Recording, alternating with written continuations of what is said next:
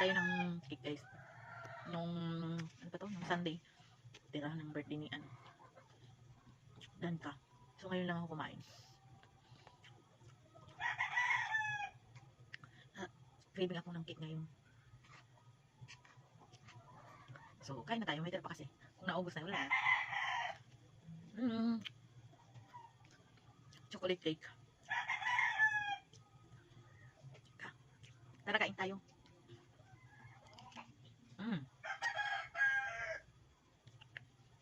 Elena chocolate. Ay, sa Elena pala, hindi Elena chocolate. Sa Elena Big Shop pala kami bumili nito dito sa amin.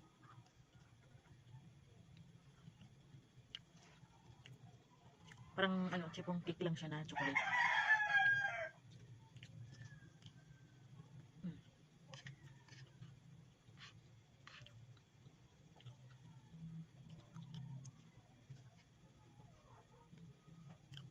Sarap na.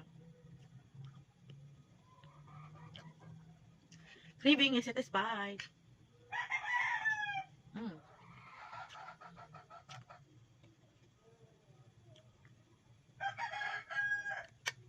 Hindi masyadong matamis.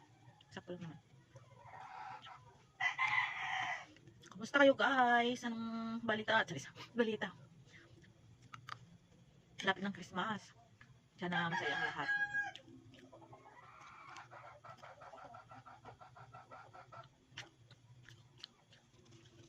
So may mga bonus dyan. Charis.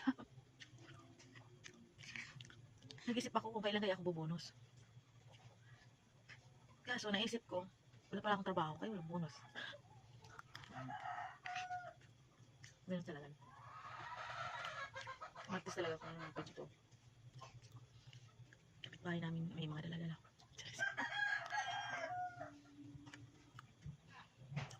Tapos niya, takaw ko.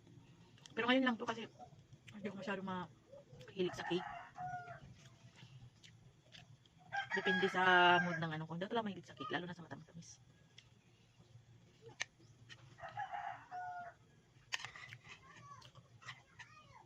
Dati favorite ko talaga yung fruit salad. So ngayon, wala. Hindi na ako nakikrib ng ano. Kaya ganun guys, Dati, pag nagaan ako, invite ako sa mga daan, ganun. Nahanap ko yung fruit salad or anong salad dyan. Macaroni or nahanap ko yun. Ngayon wala na. Parang okay lang. Ganun. Kasi dati, hindi naman kasi ako hindi pa balik-balik tuloy. Dati kasi, yung hindi pa kami nakakabili ng ganung mga pagkain ba, yung mga salad, ganun. Hindi pa kami nakabili. Atak-natak na mga ganun. Kasi nga, siyempre, hindi tayo nakakaabot ng mga kabili ng ganyan. So, nung meron tayo ng pambili, na ako, panay-bili ako, agad ako kasi, siyempre, first time natin, diba? Ngayon, nung palagi na kami bumibili, ako lang kasi nag-uong talaga ako. Nung may pera. Nagsawa ako, parang hindi ako kumain. Hanggang ngayon, ayoko na kumain. Minsan, kumakain naman ako, pero parang konti lang, parang nitikman ko lang. Tapos yun lang. May ganun ba? May ganun ba nangyayari na gano'n? Minsan nakakain ka na, siyempre yung mga bata pa tayo, lalo na noon kasi wala talaga kami. Ang hirap ng buhay namin noon. At natin kumain ng masasarap. Nung nakaya na namin makabili, tapos panay-bili ko, kain kung ano gusto mo. Yan. Wala na, hanggang ngayon, hindi na ako mahilig magkain. Hindi na ako panay nangangarap makakain ng ganyan. Kung makakain, okay lang. Kung hindi, okay lang din. Hindi ko na pinapangarap ba. May mga ganun na kayo, guys. Ako kasi, ayun ko lang. Hindi naman ako mayaman. Nakakabili naman, kahit paano. Pero parang, galing kasi sa mahirap, kaya ganun. Pag nakain mo na isang beses, napangarap mo. Ay, nakain. Ay, excuse me ito. Natching ako. Diyos na. Natching tuloy ako. So ngayon, parang, wala na. Parang wala na lang sa'yo.